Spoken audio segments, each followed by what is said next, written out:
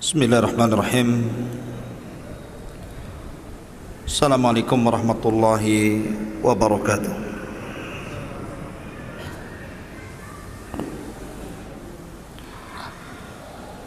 Alhamdulillah, salatu wassalamu ala rasulillah wa ala alihi wa sahbihi wa mawalah, wa la hawla wa la quwata illa billahi wa ba'du. Qala Allahu azza wa jalla, ya ayyuhalladzina amanu taqullaha haqqa tuqatih wa la tamutunna illa wa antum muslimun. Fa in asdaqal hadithi kitabullah wa khairal huda huda Muhammadin sallallahu alaihi wasallam wa syarrul umuri muhdatsatuha wa kullu muhdatsatin bid'ah wa kullu bid'atin dhalalah wa kullu dhalalatin finnar. Ma'asyiral muslimin yang dimuliakan Allah Subhanahu wa taala, alhamdulillah pada malam hari ini kita bisa kembali berkumpul di Masjid Muhajirin, di Masjid Al-Khair. Insyaallah pada malam hari ini kita akan membahas satu tema sejarah. Kita akan berkisah satu sosok yang sangat fenomenal. Dia berkuasa 2 tahun 5 bulan dan 10 hari. 2 tahun 5 bulan dan 5 hari, afwan. Tetapi walaupun singkat menjadi khalifah, di zamannya berhasil menegakkan keadilan. Bahkan simbol keadilan yang ditegakkan khalifah ini sampai hari ini dibaca oleh para khatib pada setiap Jumat. Innallaha ya'murukum bil adli wal ihsan wa ita'idil qurba wa yanha 'anil fahsya'i wal munkari wal bagh ya'idukum la'allakum tadhakkarun. Simbol keadilannya dibaca oleh setiap khatib sampai hari ini. Siapa orang ini? Dialah Umar bin Abdul Aziz rahimahullahu ta'ala. Umar kedua setelah Umar bin Khattab radhiyallahu anhu. Ma'asyiral muslimin yang dimuliakan Allah azza wa jalla, Allah subhanahu wa ta'ala setiap 100 tahun sekali akan membangkitkan orang yang akan memperbaharui agamanya. Dan 100 tahun pertama, kata para ulama, Allah bangkitkan Umar bin Abdul Aziz, dan 100 tahun kedua Allah bangkitkan Muhammad ibn Idris, atau dikenal dengan Imam Syafi'i rahimahullahu ta'ala. Siapa Umar bin Abdul Aziz ini? Kenapa begitu fenomenal namanya? 2 tahun lebih berkuasa, tidak ada orang miskin satu negara. Bagaimana caranya? Ma'asyiral muslimin yang dimuliakan Allah azza wa jalla, kita akan cerita nasabnya dulu. Siapa Umar bin Abdul Aziz? Umar bin Abdul Aziz kunyahnya adalah Abu Hafsin. Umar bin Abdul Aziz Ibn Marwan Ibn Hakam Ibn Abil As Ibn Umayyah Ibn Abdi Syamsi Ibn Abdil Manaf, dan begitu seterusnya. Adapun ayahnya adalah Abdul Aziz Ibn Marwan Ibn Hakam, termasuk dari para pemimpin terbaik dari Bani Umayyah. Dulu ayahnya itu menjadi gubernur Mesir 20 tahun di zaman kekuasaan Abdul Malik Ibn Marwan. Adapun ibunya Abdul Aziz, Umar bin Abdul Aziz ini namanya Ummu Asim, kunyahnya namanya Laila bintu Asim ibn Umar ibn al-Khattab. Jadi ibunya itu keturunan Umar ibn Khattab. Ada satu kisah dari kisah Laila bintu Asim ibn Umar ibn al-Khattab ini. Jadi suatu ketika di zaman Amirul Mukminin Umar ibn al-Khattab, Umar ini sedang mengadakan jalan-jalan malam, melihat orang-orang miskin apa yang dihajatkan mereka. Mungkin bahasa kitanya belusukan, tapi malam-malam bukan siang-siang, dan tidak bawa wartawan. Kemudian dia melihat satu tenda yang lain mati, karena bagaimanapun lampu itu disediakan pemerintah, tidak sembarang menghidupkan lampu kecuali ada hajat. Jadi ada satu tenda itu masih nyala. Maka Umar bin Khattab kemudian mendekati tenda itu. Rupanya dalam tenda itu ada percakapan dua wanita, seorang ibu dan putrinya.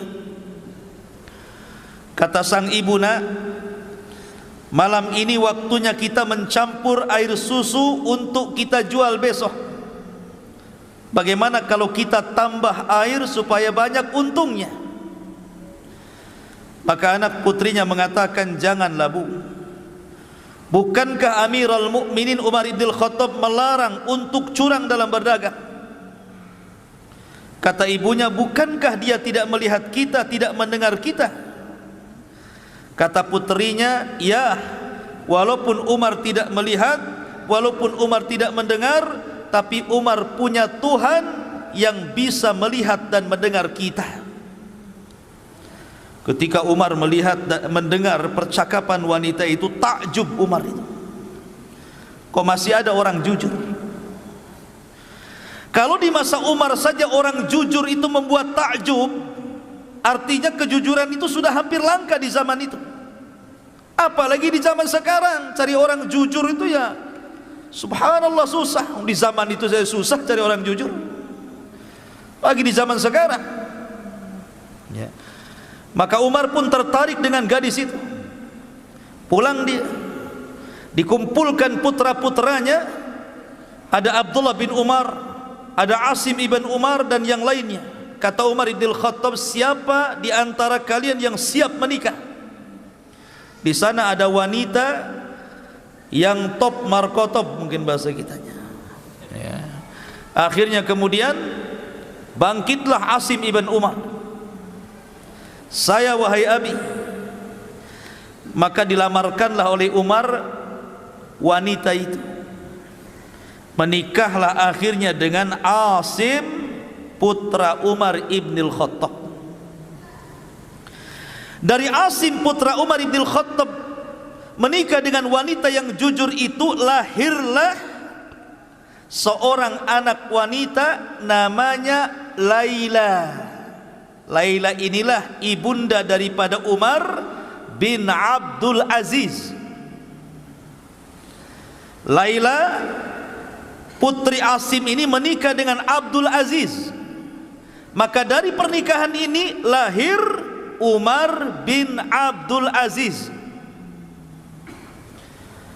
Bahkan Umar bin Khattab radhiyallahu anhu suatu ketika pernah bermimpi. Umar bermimpi, dan mimpinya orang soleh beda dengan mimpi kita. Jadi dalam bermimpinya itu Umar melihat bahwa ada dari keturunannya yang luka, sebagian yang luka dalam wajahnya. Ciri-cirinya itu ada luka dalam wajahnya.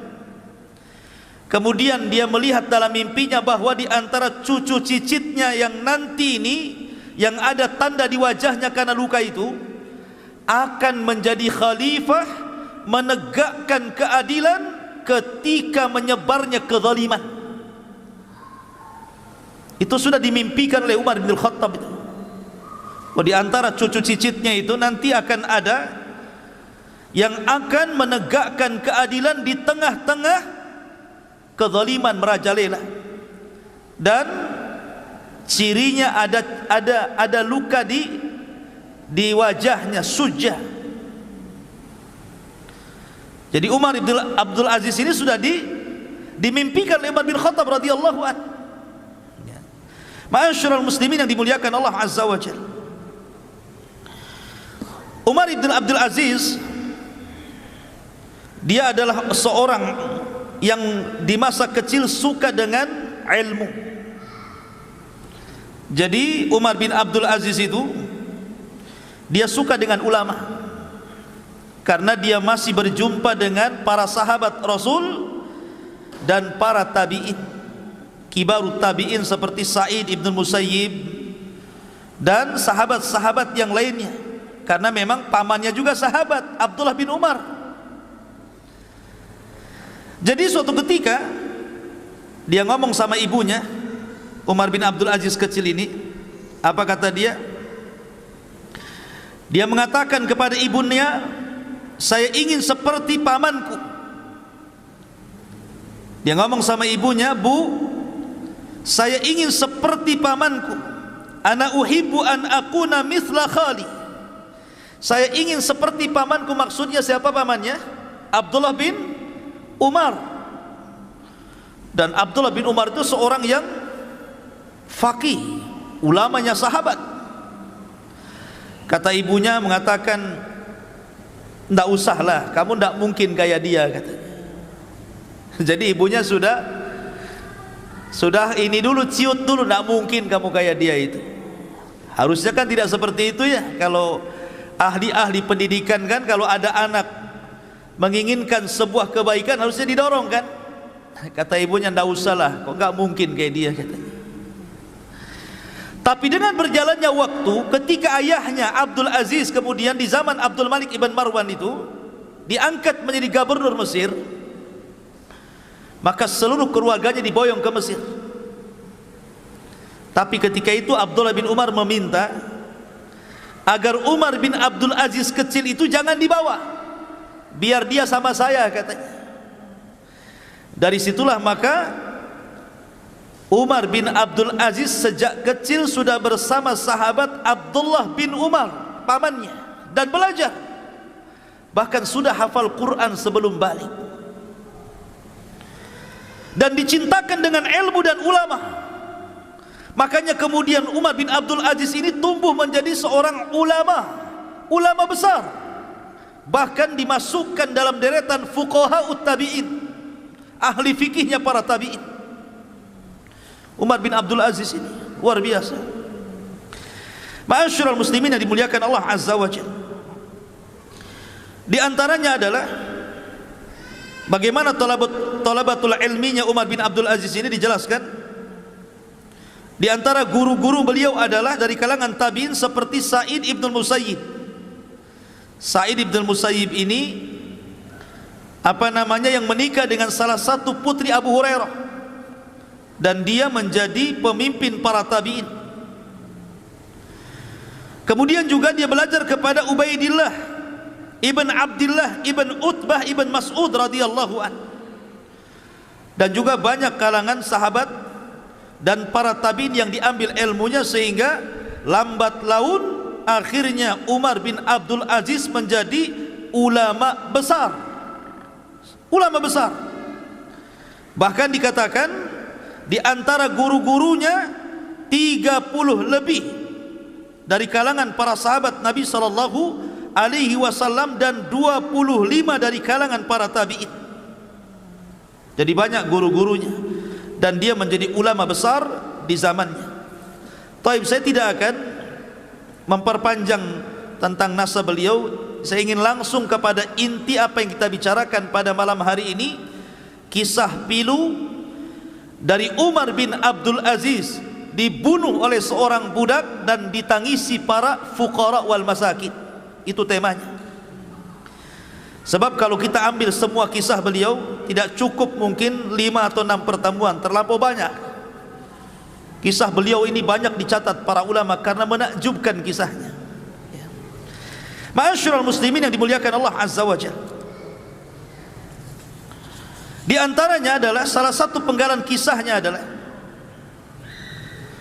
ketika Umar bin Abdul Aziz menjadi khalifah. Nanti bagaimana menjadi khalifah nanti saya akan ceritakan satu penggalan kisah dulu. Ketika Umar bin Abdul Aziz ini menjadi Amirul Mukminin, Umar bin Abdul Aziz ini, maka dia berhasil mengumpulkan harta zakat yang melimpah luar biasa. Semua keluarga kerajaan harus bayar zakat. Semua orang kaya harus bayar zakat. Semua yang punya tanggungan hutang harus dibayar. Sehingga Umar bin Abdul Aziz berhasil menerapkan sistem zakat dalam satu tatanan negara, dan itu diterapkan betul dengan hukuman. Akhirnya banyak orang-orang kaya, para pejabat, para pemimpin, akhirnya mereka menyerahkan harta-harta zakat mereka dan dikumpulkan di Baitul Mal. Kemudian ketika itu Umar bin Abdul Aziz memanggil para karyawannya, pengepul-pengepul zakat itu, dan mengatakan, anfiquha 'alal fuqara, ambil harta di Baitul Mal, infakkan, cari orang fakir, kasih zakat mereka. Jangan ada satupun orang yang fakir yang tidak kebagian zakat. Cari orang fakir miskin dimanapun berada, kasih zakatnya. Maka bergeraklah pasukan amil zakat ini mencari orang-orang fakir dan miskin, sehingga tidak ada satupun fakir dan miskin kecuali mendapatkan sedekah dan zakat dari Baitul Mal. Anehnya hartanya masih ada, tidak habis. Kemudian dilaporkan kepada Umar bin Abdul Aziz, harta masih melimpah wahai Amirul Mukminin. Kemudian Umar bin Abdul Aziz ngomong gitu, kalau begitu jahizu bihal juyush, kalau begitu hartanya yang sisa itu berikan untuk mencukupi para tentara, ya. Sejahterakan para tentara biar layak dengan gaji yang mereka dapati. Akhirnya kemudian harta itu dikeluarkan lagi, kemudian dibagi-bagi bagi para tentara. Rupanya harta itu masih banyak. Kemudian mereka mengatakan, ya Amirul Mukminin, juyusul Islam tajubud dunya. Wahai Amirul Mukminin, para tentara-tentara Islam mereka sudah kaya semua. Kemudian Umar bin Abdul Aziz kemudian bicara, kalau begitu jawwijus syabab, cari anak-anak muda yang belum kawin, modali, danai, kawinkan. Oh, enak nih kalau punya pemimpin kayak gini, ya. Disuruh anak-anak muda yang belum kawin itu, siapa yang mau kawin tinggal ngomong ke Baitul Mal, maka sudah ada dananya. Ada dananya untuk maharnya, untuk walimahnya, untuk acaranya, semua free, gratis.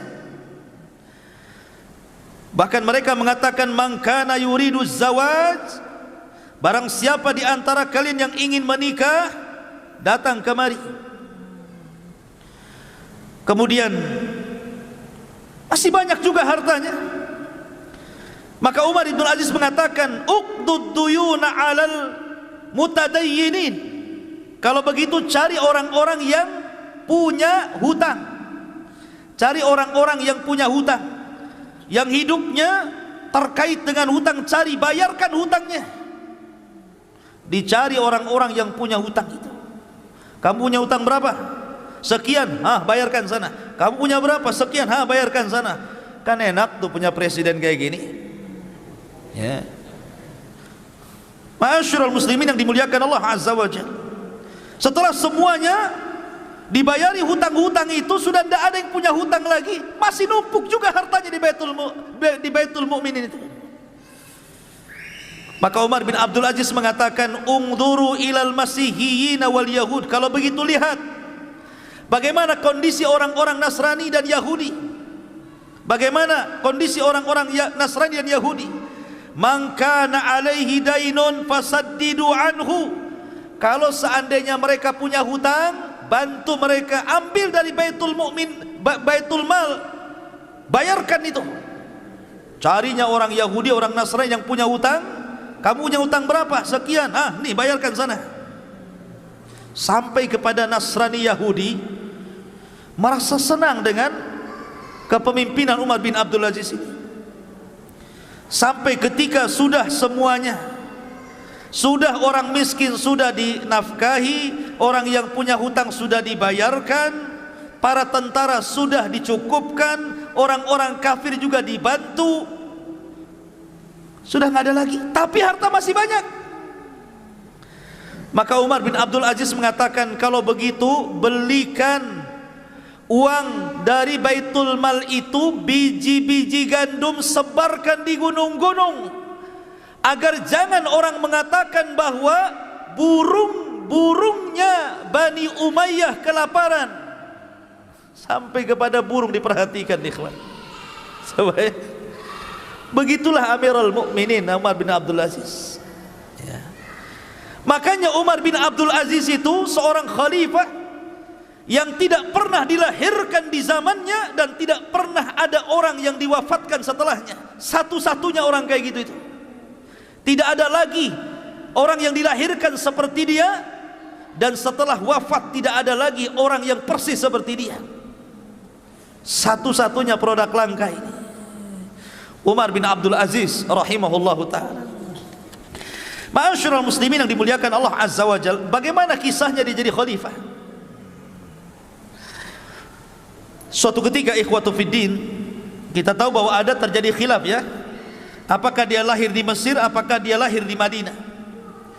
Pendapat yang kuat berdasarkan pendapat Imam Zahabi rahimahullahu ta'ala, bahwa beliau lahir di Madinah Al-Munawwarah, tinggal di situ, ngapal Quran di situ, belajar di situ kepada para ulama, karena di zamannya masih melimpah para sahabat dan para tabi'in yang sangat mulia. Ma'asyiral muslimin yang dimuliakan Allah Azza wa Jalla, suatu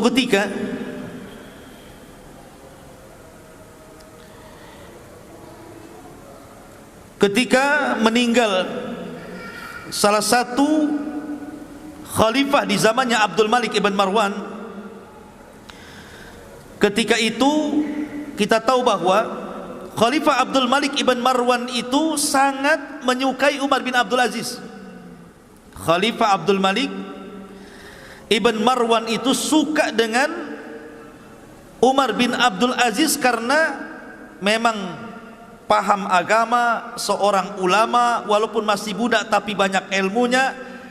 Akhirnya kemudian dia pun diangkat untuk menjadi salah satu gubernur di daerah yang masih kecil.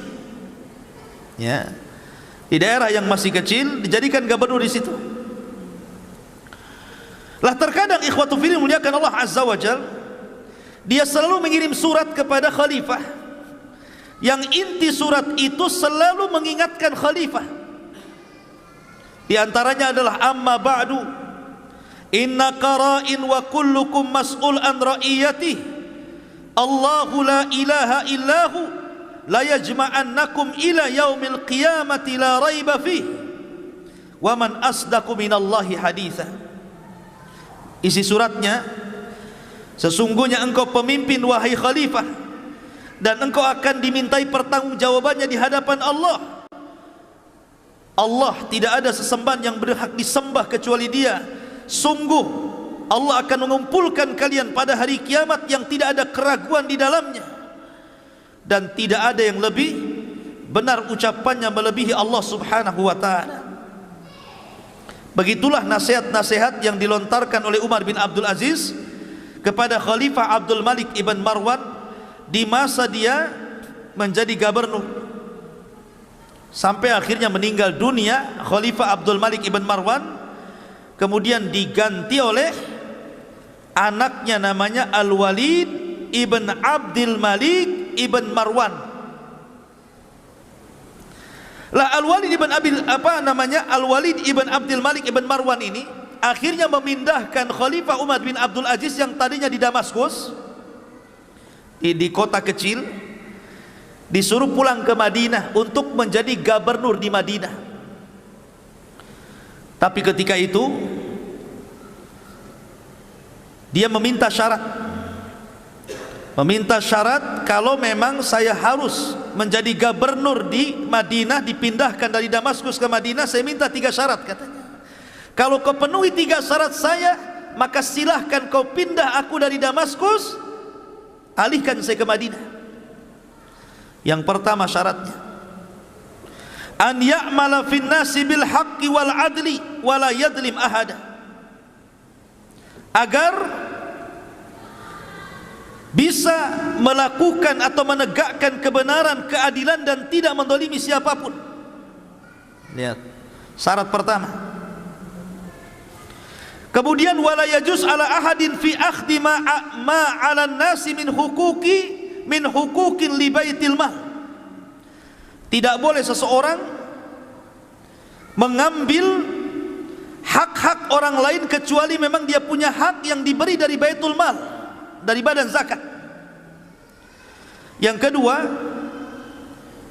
agar senantiasa diberikan waktu dia bisa haji. Jadi saya jadi khalifah di Madinah, tapi saya juga harus haji ke Mekah.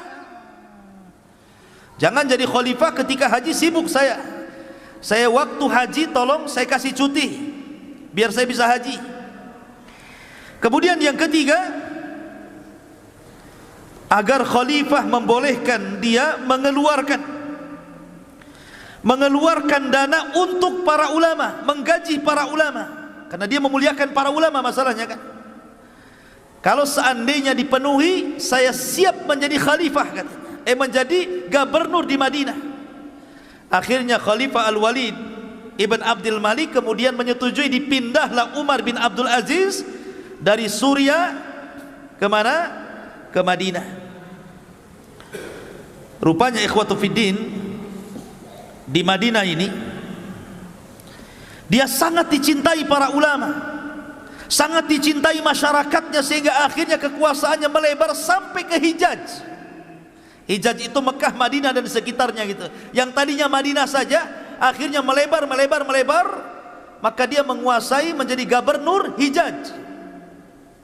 Lah ketika itu dia mendengar bahwa Hajjaj ibn Yusuf Al-Thaqafi itu mau mengarah ke Madinah. Lah Umar bin Abdul Aziz itu paling tidak suka dengan Hajjaj ibn Yusuf. Kenapa? Karena dia zalim masalahnya.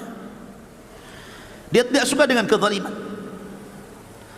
Akhirnya dia menyurati khalifah agar jangan sampai dipertemukan dengan Hajjaj, jangan sampai Hajjaj itu ke Madinah atau ke Mekah. Batalkan perjalanannya, saya tidak mau ketemu dengan dia. Sakit hati Hajjaj ini. Akhirnya kemudian bermanuver politik, bagaimana caranya menurunkan Umar bin Abdul Aziz dari gubernur Hijaz itu. Betul-betul dimainkan politik sama dia. Akhirnya terpengaruh juga khalifah itu. Kemudian dicopotlah Umar bin Abdul Aziz menjadi gubernur Hijaz. Setelah dicopot menjadi gubernur oleh Al-Walid ibn Abdul Malik, ditarik ke Damaskus untuk menjadi penasehat raja. Oh, rupanya dinaikkan ya. Tidak jadi gubernur tapi jadi penasehat, tim penasehat raja, khalifah. Lah kedekatan itulah akhirnya ketika Al-Walid ibn Abdul Malik ini semakin dekat dengan Umar bin Abdul Aziz, mendapatkan nasihat, tausiah, wejangan gitu ya. Akhirnya kemudian dia pun banyak terpengaruh dengan Umar bin Abdul Aziz, sampai akhirnya Allah takdirkan Al-Walid ibn Abdul Malik meninggal. Kemudian kekuasaan jatuh kepada saudaranya Sulaiman bin Abdul Malik ibn Marwan. Lah di masa Sulaiman inilah, Sulaiman itu juga sangat memuliakan Umar bin Abdul Aziz, sangat memuliakan sekali, Sampai ada satu kisah ketika keduanya berada di sebuah tempat di manasik haji. Jadi ketika haji ini berdua, Umar bin Abdul Aziz dan Sulaiman ibn Abdul Malik ibn Marwan ini dengan khalifah. Kemudian Sulaiman bin Abdul Malik ibn Marwan ini memanggil saking banyaknya jemaah haji, akhirnya dia takjub dan mengatakan, ma aktsarul hujjaj. Wahai Umar, maksudnya Umar bin Abdul Aziz, kau tidak lihat betapa banyak orang-orang yang haji itu ya, ribuan jumlahnya. Tetapi Umar bin Abdul Aziz mengatakan, fa innahum sayatuna alaika yaumal qiyamah. Sesungguhnya banyaknya orang-orang itu nanti pada hari kiamat akan datang kepadamu, katanya. Nanti orang-orang itu nanti pada hari kiamat akan datang kepadamu dan mengadu di hadapan Allah Subhanahu wa taala, apakah engkau memimpin dengan adil ataukah tidak memimpin dengan adil. Oh, dinasihati khalifah. Mereka akan datang kepadamu pada hari kiamat. Tadinya bangga kan? Banyak kali orang yang haji itu, katanya khalifah. Kata Umar, orang sebanyak itu nanti akan datang pada hari kiamat ditakut-takuti. Mereka akan menjadi khusama'uka yaumal qiyamah, akan menjadi musuh pada hari kiamat. Mereka akan menuntut haknya di hadapan Allah Subhanahu wa taala. Dari situlah akhirnya Sulaiman ibn Abdul Malik menangis dan merasa bersalah. Lah sebelum wafatnya Sulaiman bin Abdul Aziz, Sulaiman ibn Abdul Malik ini, dia ngirim surat, isinya wasiat. Harusnya ketika dia meninggal itu kan masih ada saudara-saudaranya kan, ada Yazid ibn Abdul Malik ibn Marwan, ada Hisham ibn Abdul Malik ibn Marwan gitu kan. Harusnya yang jadi setelah meninggalnya Sulaiman itu Yazid ibn Abdul Malik ibn Marwan. Ternyata ketika dia nulis surat wasiat, rupanya tidak ditulis nama Yazid di situ, tapi ditulis nama Umar bin Abdul Aziz. Jadi sebelum wafatnya dia nulis surat, nanti kalau saya meninggal, maka kekuasaan ini saya berikan kepada Umar bin Abdul Aziz. Dengarkan, taati perintahnya karena dia khalifah kalian. Maka betul-betul ketika meninggal dunia dibuka surat wasiatnya. Aku sudah mewasiatkan kepada orang setelahku yang pantas menjadi khalifah, dialah Umar bin Abdul Aziz, maka dengarkan dan taati perintahnya. Jadi justru saudara-saudaranya tidak menjadi, harusnya kan saudaranya tuh, ini kenapa orang lain? Karena Sulaiman bin Abdul Malik ibn Marwan tahu karakter-karakter saudaranya kan. Nih kalau saudaranya jadi raja masalah nih. Makanya kemudian dia takut di hadapan Allah, dipilihnya Umar bin Abdul Aziz menggantikan Sulaiman Sulaiman putra daripada Abdul Malik ibn Marwan. Coba anak-anak ya, jangan ribut ya. Ada satu kisah yang menarik ikhwan. Ketika di permulaan beliau menjadi khalifah,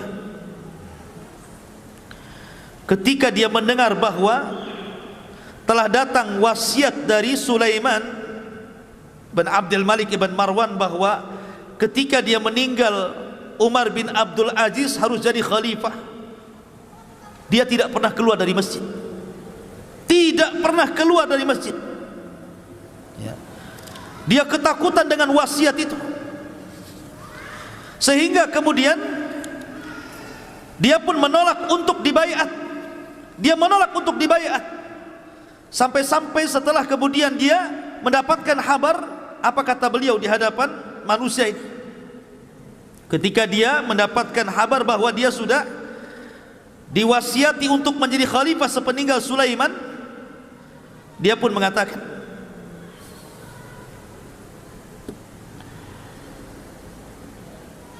bahwa sesungguhnya aku sudah mendengar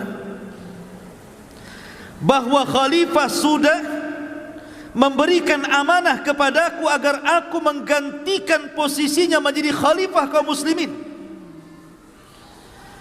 Kemudian dia mengatakan, demi Allah, saya berceramah di hadapan kalian wahai kaum muslimin, sesungguhnya tidak ada niat bagiku menjadi khalifah.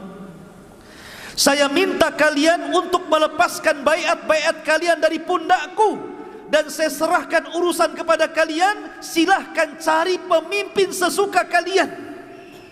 Lari dia, tidak mau jadi pemimpin. Ya, jadi ketika dia melihat surat wasiat itu, dia langsung cuci tangan, tidak mau. Dia menangis berhari-hari di masjid itu.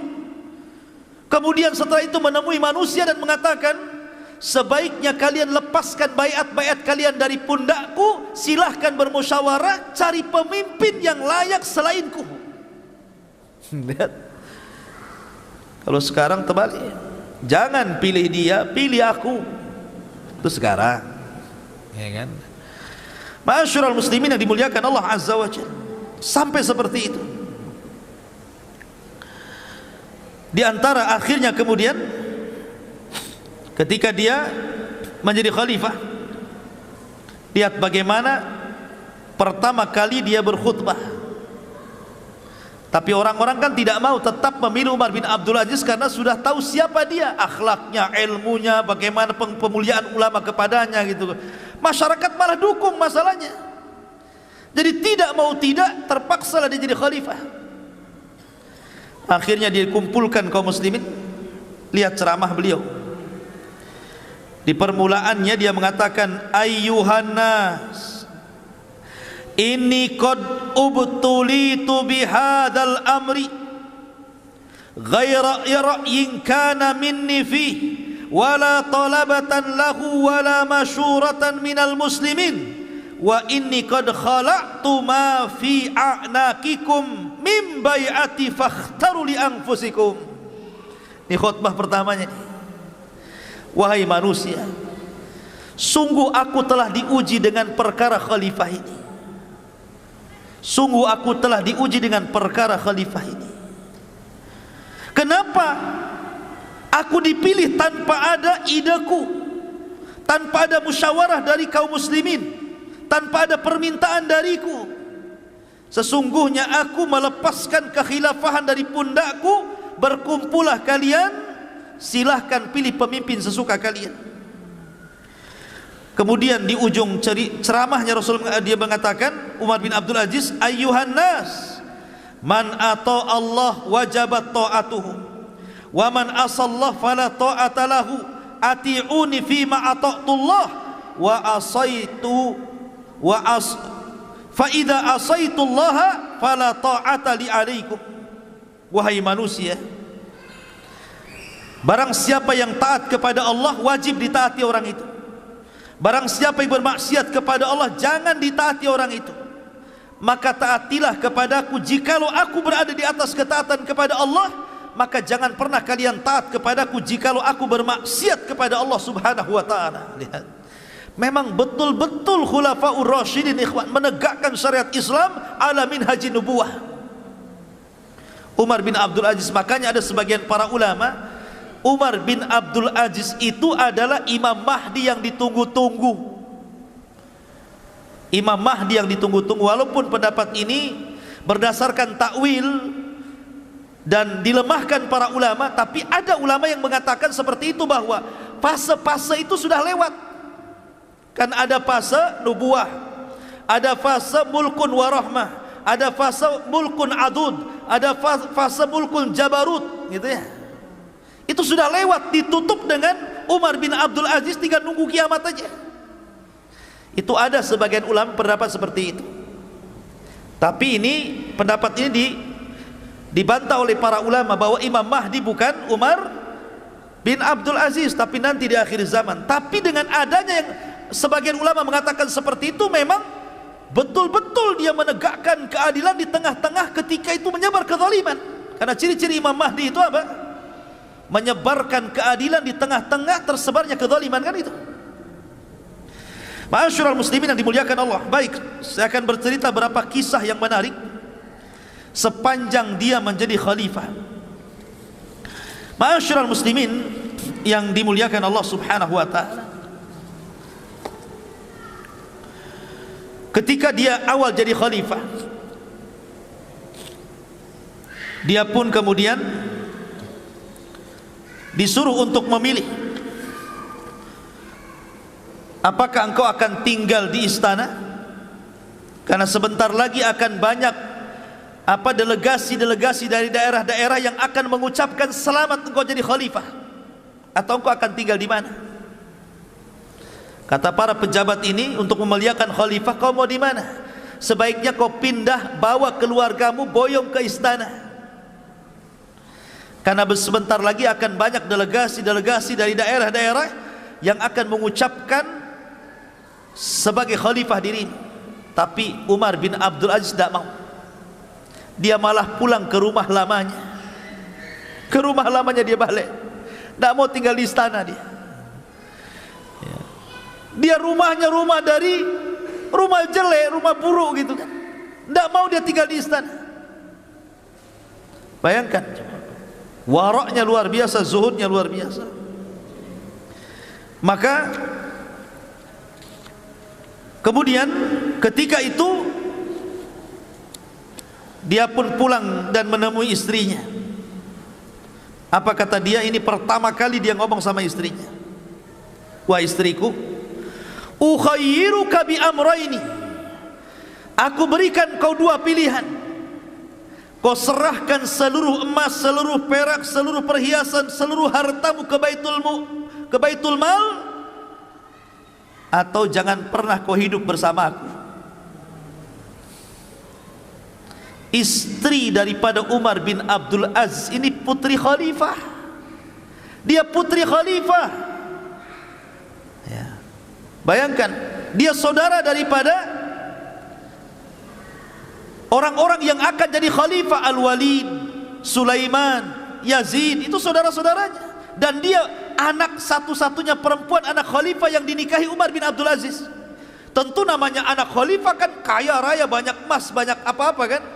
Tapi kata Umar bin Abdul Aziz, semenjak dia jadi khalifah, dia minta sama istrinya, keluarkan emasmu, mana perakmu, mana perhiasanmu, ayo sini, saya akan masukkan ke Baitul Mal. Kata istrinya, wahai suamiku, bukankah kerajaan ini milik bapakku, katanya, milik Abdul Malik ibn Marwan.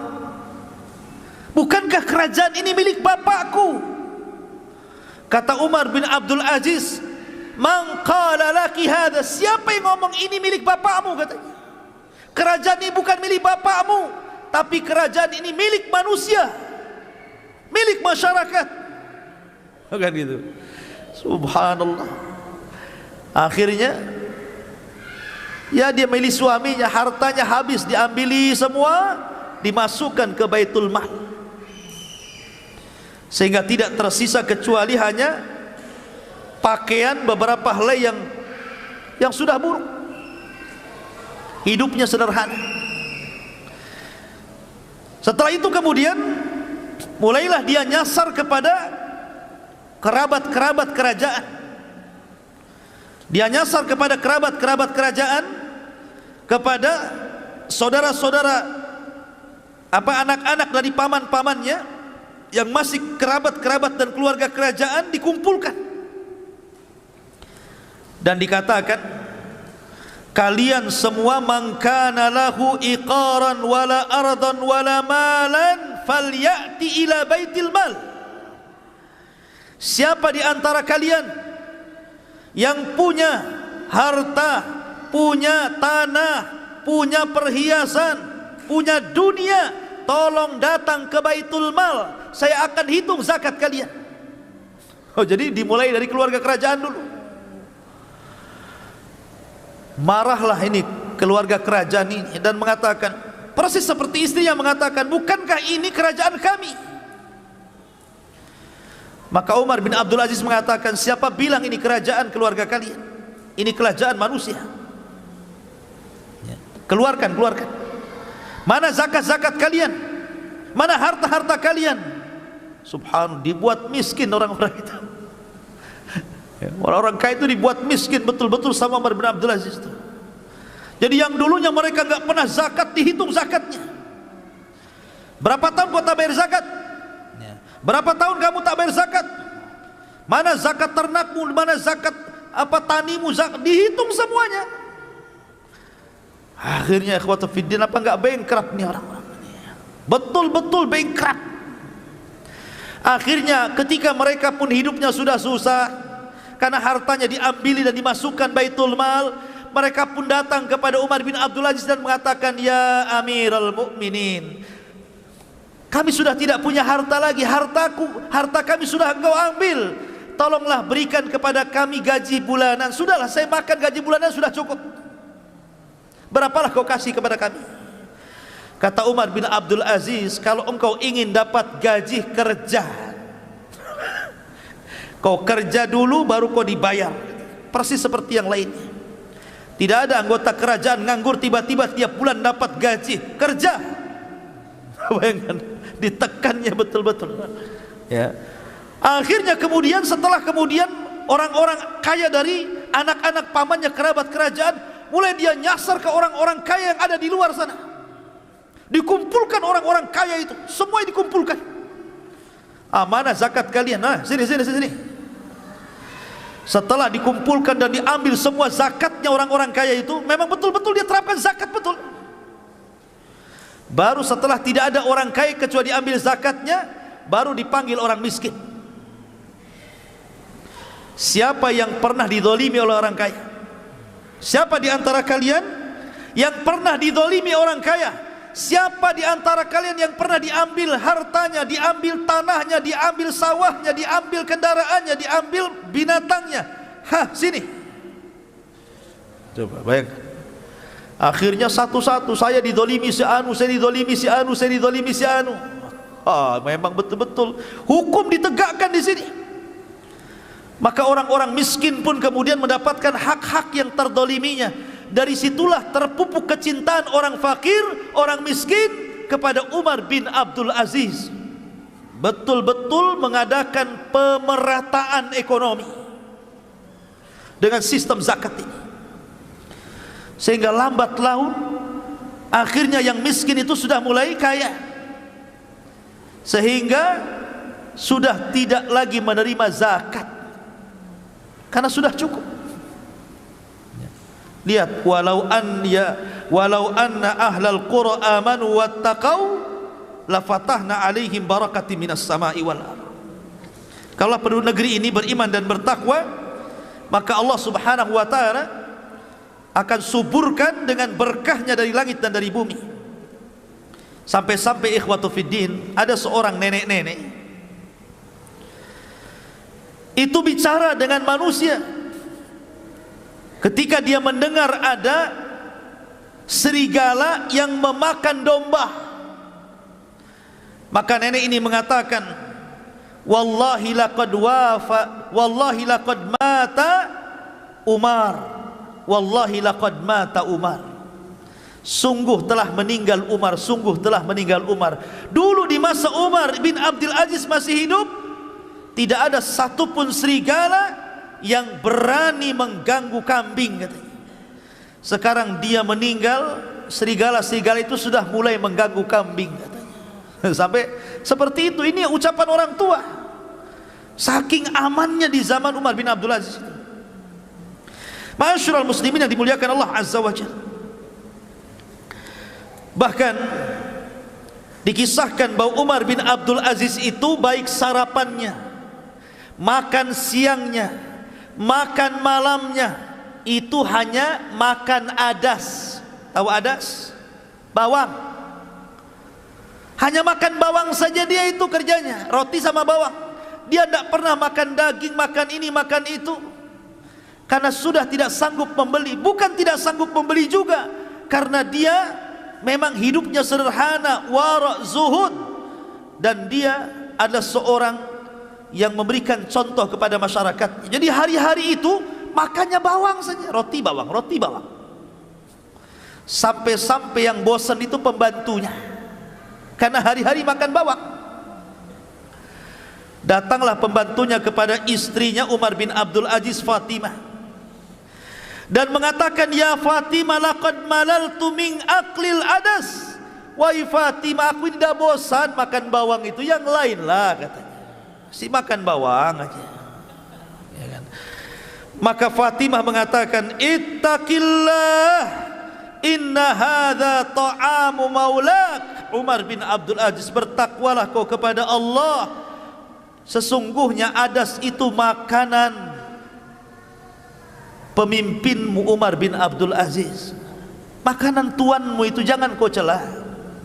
Coba, jadi pembantunya yang bosan, tapi Umar bin Abdul Aziz tidak bosan. Lihat warok zuhudnya itu. Ma'asyiral muslimin yang dimuliakan Allah Azza wa Jalla. Bahkan suatu ketika Umar bin Abdul Aziz ini malam-malam masuk masjid. Malam-malam masuk masjid. Namanya masjidnya gelap, tidak ada orang, tidak tahu kalau di masjid itu ada orang tidur. Kemudian kesepak kakinya sama Umar bin Abdul Aziz, marah, ya, dan mengatakan, ya Majnun, ya Majnun, katanya. Dibilang gila. Hei orang gila, kenapa kau sepak kaki, katanya. Dibilang, ini pengawal Umar bin Abdul Aziz sudah emosi dia. Gimana coba khalifah dibilang Majnun? Dalam riwayat khimar, ya himar, wahai keledai, katanya. Lebih kasar lagi. Kata penjaganya ini, biarkan saya tangkap orang itu. Kata Umar bin Abdul Aziz, kan malam-malam, dia hanya tanya, apakah saya gila? Maka ku jawab, lastu majnunan, saya enggak gila.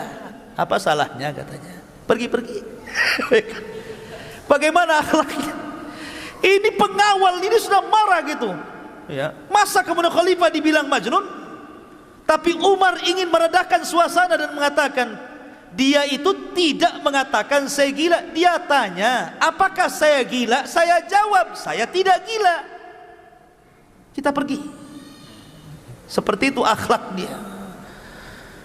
Kalau sekarang di medsos antum menghina presiden, pencemaran nama baik, tangkap besok, ya. Ma'asyiral muslimin yang dimuliakan Allah Azza wa Jalla, ya. Akhlak luar biasa. Bahkan Umar bin Abdul Aziz mengumpulkan wuzara dan umara. Jadi masing-masing gubernur dari daerah-daerah mana saja itu disuruh datang ke ibu kota, mengadakan rapat besar-besaran.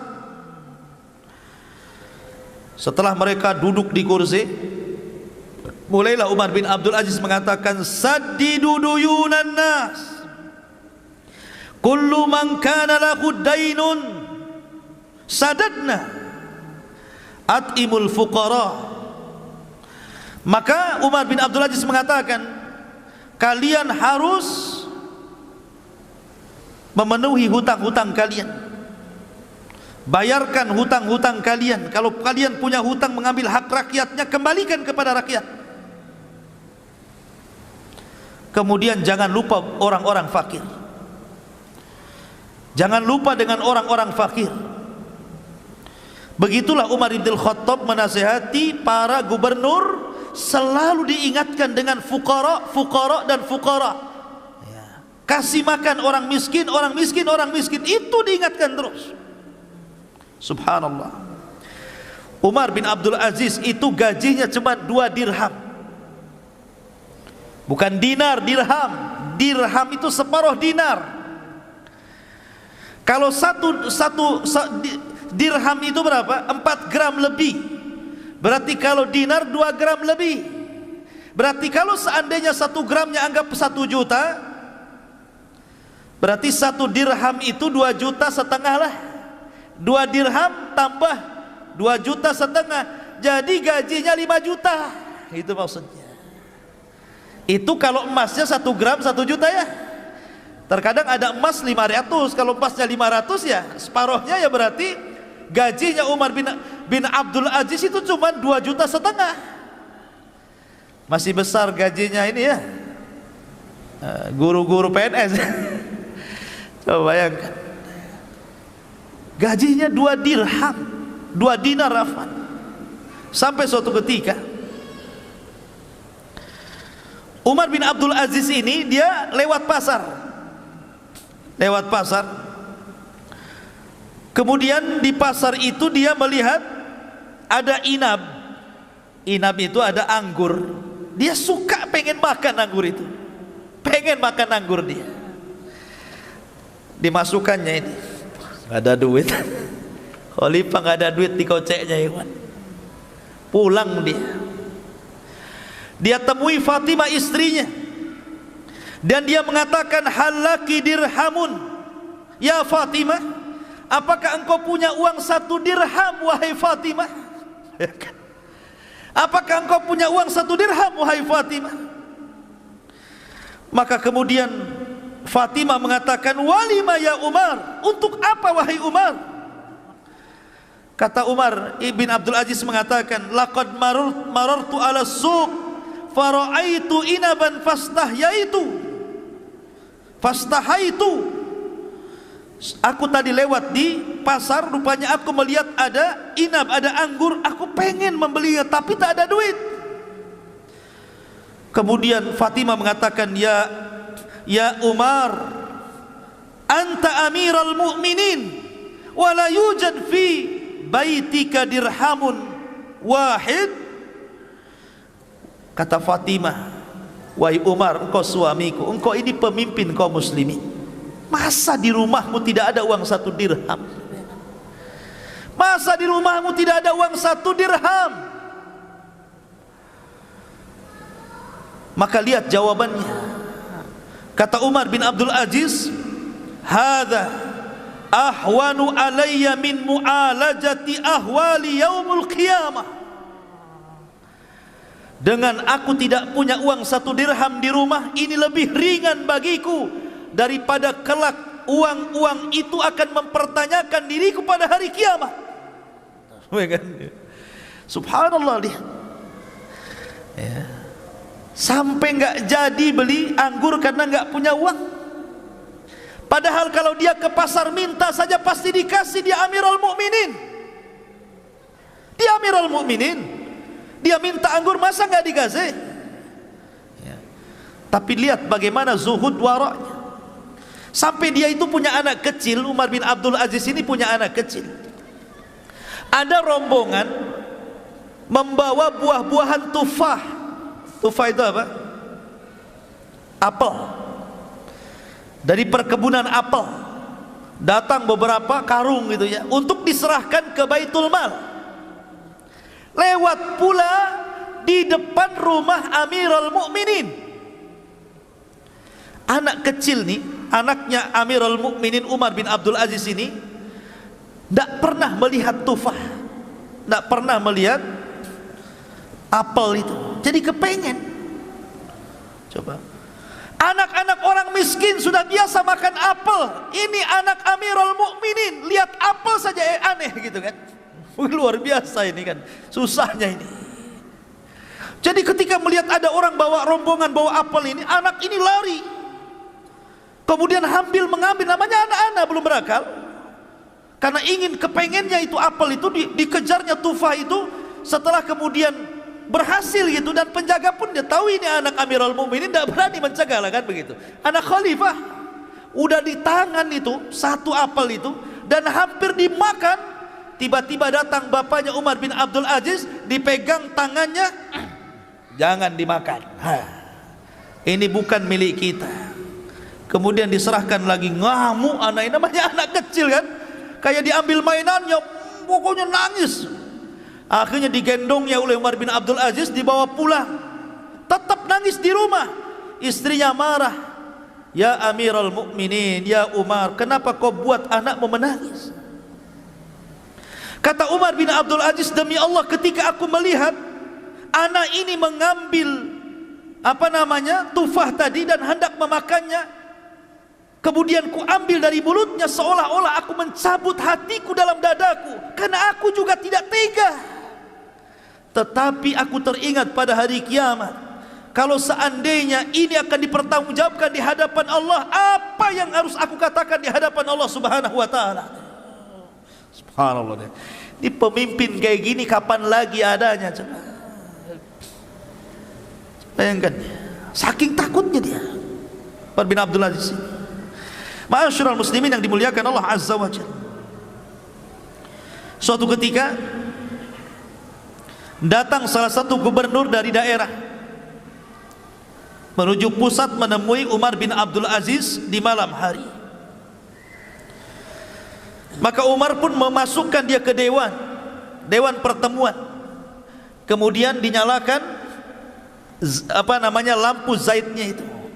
Lampu tempol kalau kan dulu ya, pakai zait, pakai minyak ya. Dah mulailah Umar bin Abdul Aziz berdiskusi, bertanya, gimana soal orang miskin di daerahmu, gimana orang susah di daerahmu, bagaimana zakat, gimana sedekah, gimana kondisi masyarakatku, gimana begini, pokoknya tanyalah hal ikhwal tentang kondisi kaum muslimin yang ada di wilayah gubernur itu. Maka setelah gubernur ini alhamdulillah mengatakan di wilayah kami aman, terkendali, begini, sampai akhirnya dia balik tanya, gubernur ini balik tanya, wa kaifa haluka ya amiral mu'minin, wa kaifa haluka ya amiral mu'minin, bagaimana kondisimu wahai amiral mu'minin? Saya lihat kau memakai baju yang sudah agak robek, agak usang. Kemudian mulailah satu persatu tanya.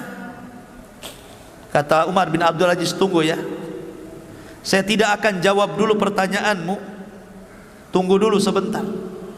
Bangkit, ambil lampu, ditiupnya. Kita ngomong gelap-gelap. Tadi apa kamu nanya soal saya? Jadi gubernur mengatakan, kenapa kau padamkan lampu? Lima atfa'tal asyiraj, kenapa kau padamkan lampu? Jadi kita gelap-gelap lah jadinya. Kata Umar bin Abdul Aziz, kalau kau tanya soal aku, berarti ini pertanyaan pribadi, nggak ada kaitan dengan negara. Lampu itu milik negara. Tapi kalau kau bertanya soal rakyatku, soal bangsaku, soal negaraku, soal zakat, soal fukara, soal miskin, ku hidupkan. Karena ini memang urusan negara dan lampu itu milik negara. Bayangkan coba, ada khalifah kayak gini gara-gara lampu. Sampai ketika datang hadiah.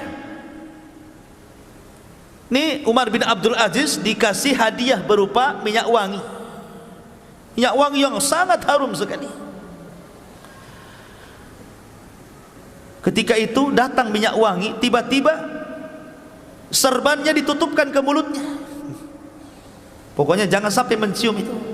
Kata Muzahim, ya Amirul Mukminin, bukankah minyak wangi itu untuk diambil harum-harumnya? Karena tidak mungkin dimakan, tidak mungkin diminum. Kenapa kau tutup? Kata Umar bin Abdul Aziz, justru karena itu saya belum jelas ini minyak wangi ini hadiah untukku atau untuk negara, diserahkan ke Baitul Mal. Kalau seandainya ini diserahkan ke Baitul Mal, aku sudah menciumnya padahal aku tidak berhak menciumnya, karena ini milik masyarakat, bukan milikku. Bayangkan kan? Katanya Muzahim, bukankah nggak diminum, nggak dimakan? Justru itu minyak wangi itu yang memang di mana-mana nggak diminum, nggak dimakan, manfaatnya jadi cium kan, begitu kan? Akhir tetap dia tidak mau mencium minyak wangi, ditutupnya pakai serban ini, sampai akhirnya masukkan ke Baitul Mal, katanya. Masukkan di ke Baitul Mal. Seperti itu ikhwatu fiddin Umar bin Abdul Aziz. Ma'asyiral muslimin yang dimuliakan Allah Azza wa Jalla. Sampai suatu ketika Umar bin Abdul Aziz ini suatu ketika sholat malam di rumahnya. Ketika dia sholat, lewatlah kepada ayat-ayat tentang azab, tentang neraka. Tiba-tiba dia nangis. Ketika dia nangis, istrinya ikut nangis yang mendengarkannya. Ketika istrinya nangis, anaknya ikut nangis karena melihat ibunya menangis.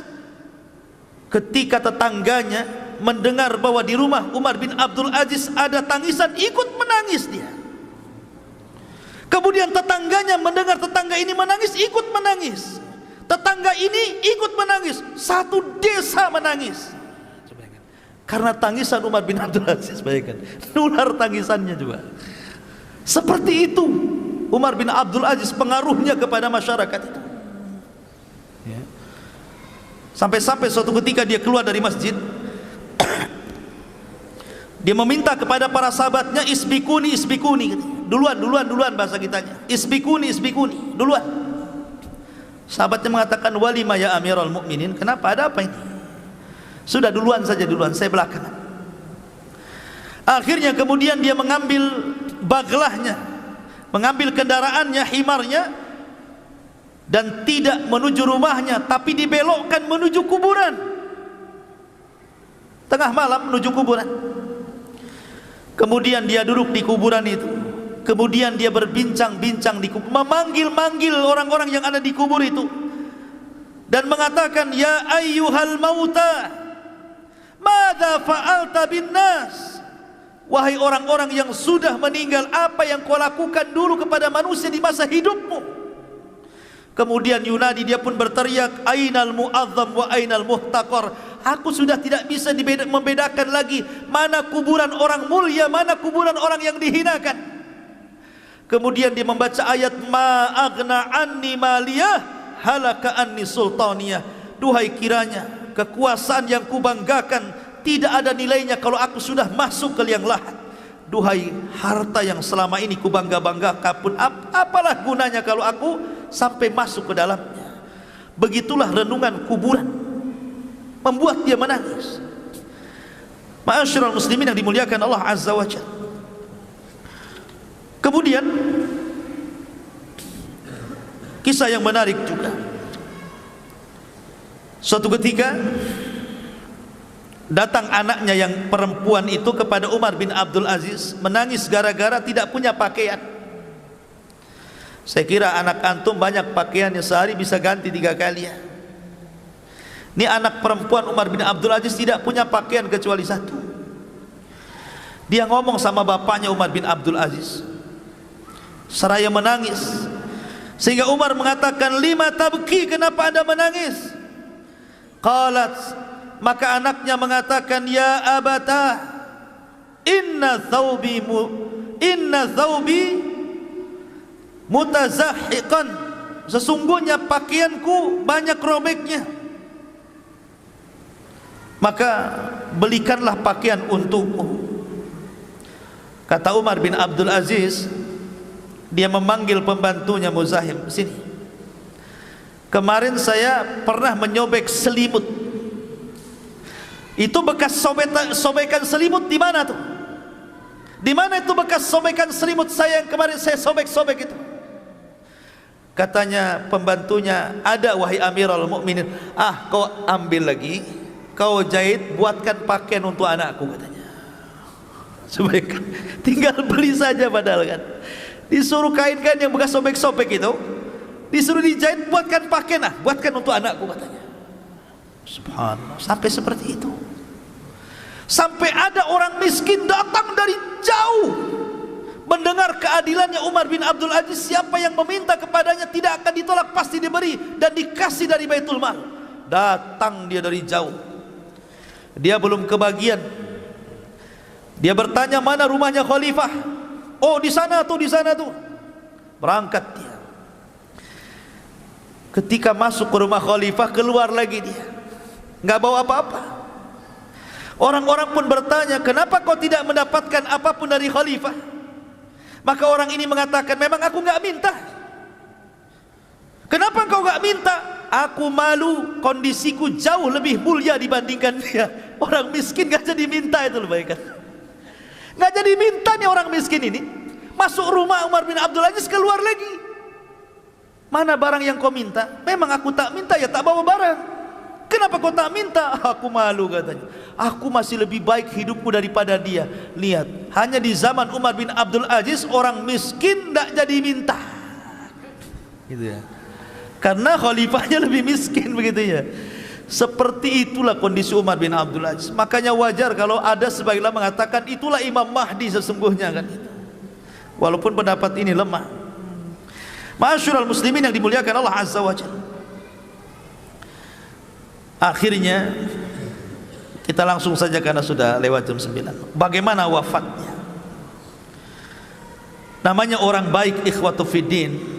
Imam yang adil itu tidak lepas daripada musuh-musuh yang banyak. Orang yang baik itu pasti banyak musuhnya. Apalagi dia seorang khalifah. Tidaklah kayu gaharu itu tercium baunya kecuali setelah dibakar. Maknanya apa? Terkadang dengan banyaknya musuh itu menunjukkan kualitas orang itu ya. Orang baik itu pasti dimusuhi orang, dan setelah meninggal baru diketahui kebaikannya. Lah, disitulah anak-anak daripada Abdul Malik ibn Marwan. Setelah Sulaiman ibn Abdul Malik kan masih ada Yazid, ada Hisham dan beberapa orang. Yazid ini enggak sabar. Sebenarnya kalau Umar bin Abdul Aziz meninggal dunia, Sulaiman bin Abdul Malik sudah mewasiatkan yang jadi khalifah sepeninggal Umar bin Abdul Aziz adalah Yazid bin Abdul Malik. Tapi Yazid ini tidak sabar, ingin jadi khalifah. Apalagi sudah sakit hati keluarganya, diambili hartanya ya, merasa dimiskinkan begitu oleh Umar bin Abdul Aziz. Makanya dia menyuruh salah satu budaknya, kau letakkan racun pada makanan Amirul Mukminin Khalifah Umar bin Abdul Aziz. Sebagai imbalannya, ku beri kau 1000 dinar. Yang kedua, kau ku merdekakan kalau berhasil. 1000 dinar, banyak 1000 dinar, dan kau jadi orang merdeka. Pengecut dengan cara meracun. Maka betul-betul gulam ini, budak ini akhirnya berusaha untuk memasukkan racun ke makanannya, dan berhasil. Sampai Amirul Mukminin disangka kena sihir. Disangka kena sihir. Ketika ditanya, ada apa engkau wahai Amirul Mukminin, kau terbaring sudah terlalu lama. Hal anta mashur, apakah engkau terkena sihir? Maka Umar bin Abdul Aziz mengatakan, tidak. Bahkan aku telah diracun dan aku tahu siapa yang meracunku. Aku tahu siapa yang telah meracunku, bayangkan. Kemudian akhirnya sebelum dia meninggal dunia, dia panggil orang yang meracunnya. Dia tidak kasih tahu siapa orang yang meracunnya. Dia sendiri yang tahu siapa yang meracunnya. Dia minta kepada pembantunya agar jangan diberitahu siapapun tentang siapa yang meracunnya dan siapa yang memerintahkannya. Dia hanya minta kepada pembantunya sebelum dia wafat, tolong panggilkan orang yang meracun aku itu. Kata pembantunya, siapa wahai khalifah? Si Anu bin Anu. Dipanggil orang budak itu, ditangkap, dipanggil. Kemudian dihadapkan di hadapan Umar bin Abdul Aziz. Kata Umar bin Abdul Aziz, ya gulam, man hamalaka ala ma fa'alta hadha? Wahai gulam, apa yang menyebabkanmu melakukan hal ini kepadaku? Man amaraka, siapa yang memerintahkan kamu? Maka gulam ini ketakutan dan mengatakan, amarani Yazid. Yazid yang telah memerintahkan aku. Yazid ibn Abdul Malik. Kemudian Umar bin Abdul Aziz mengatakan, wabima, dengan apa kau dapat imbalan? Bi alfi dinar wa yu'tiquni, karena aku akan mendapatkan imbalan 1000 dinar dan dia berjanji akan memerdekakan aku. Maka itu Umar bin Abdul Aziz ini lagi mau mati nih.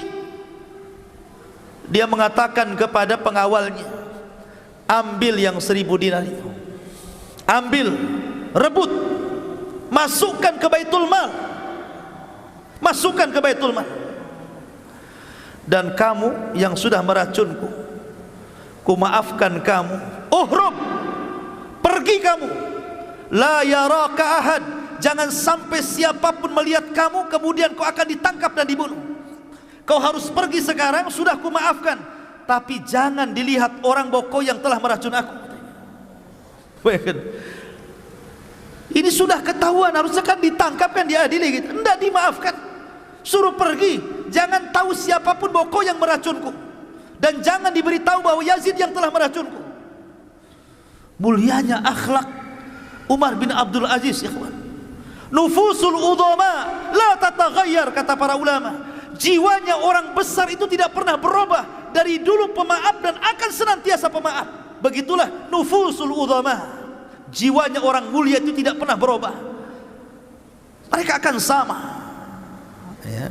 Ma'asyiral muslimin, sampai akhirnya ketika Umar bin Abdul Aziz betul-betul meninggal di Himsa, di Suriah sana, maka banyak orang-orang miskin yang menangis, para fuqara menangis, anak-anak menangis seolah-olah menjadi anak-anak yatim, wanita-wanita menangis seolah-olah jadi janda, orang-orang fakir dan miskin menangis seolah-olah tidak ada lagi yang memberi makan mereka.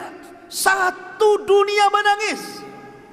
Sampai-sampai Raja Rum, Raja Romawi, Malikur Rum, orang kafir, ketika mendengar meninggalnya Umar bin Abdul Aziz, apa katanya? Laqad matal yaum malikun adil la yushbihu adluhu fi wujudihi ahadun. Sungguh hari ini telah meninggal seorang raja yang sangat adil, yang tidak ada semisalnya di alam semesta ini. Ini pengakuan Malikur Rum tentang keadilan Umar bin Abdul Aziz di zamannya. Ma'asyiral muslimin yang dimuliakan Allah Azza wa Jalla, sehingga ketika dia kemudian mengumpulkan anak-anaknya untuk tarikah harta warisan, sampai-sampai dikatakan kepada Umar bin Abdul Aziz, afala tatruk li ahlika syai'an ya Amiral Mukminin, kenapa kau tidak tinggalkan harta yang banyak untuk keluargamu wahai Amirul Mukminin sebagai warisan? Qala, dia mengatakan, in kanu salihin Allahu yatawalla salihin, jika mereka anak-anakku orang-orang saleh, maka Allah yang akan menjaga orang-orang saleh. Tidak perlu ku kasih harta, Allah yang kasih harta nanti. Dia, begitu maksudnya. Aku tidak perlu kasih harta mereka, kalau mereka benar-benar saleh, Allah yang kasih harta mereka. Akhirnya kemudian Umar bin Abdul Aziz pun ketika sudah berkuasa 2 tahun 5 bulan 5 hari berhasil menegakkan keadilan yang tidak pernah ditegakkan oleh khalifah-khalifah Bani Umayyah maupun Bani Abbasiyah, khalifah setelahnya. Makanya sebagian para ulama ada yang memasukkan dia satu di antara khulafaur rasyidin setelah Abu Bakar, Umar, Utsman dan Ali, Umar bin Abdul Aziz. Ada yang mengatakan Hasan ibn Ali, saking adilnya, ya. Begitulah ikhwatu fiddin muliakan Allah Azza wa Jalla, kisah singkat dari perjalanan Umar bin Abdul Aziz. Mudah-mudahan ada manfaatnya. Subhanakallah bihamdika, asyhadu an la ilaha illa anta, astaghfiruka wa atubu ilaik. Allahu ta'ala alam. Assalamualaikum warahmatullahi wabarakatuh.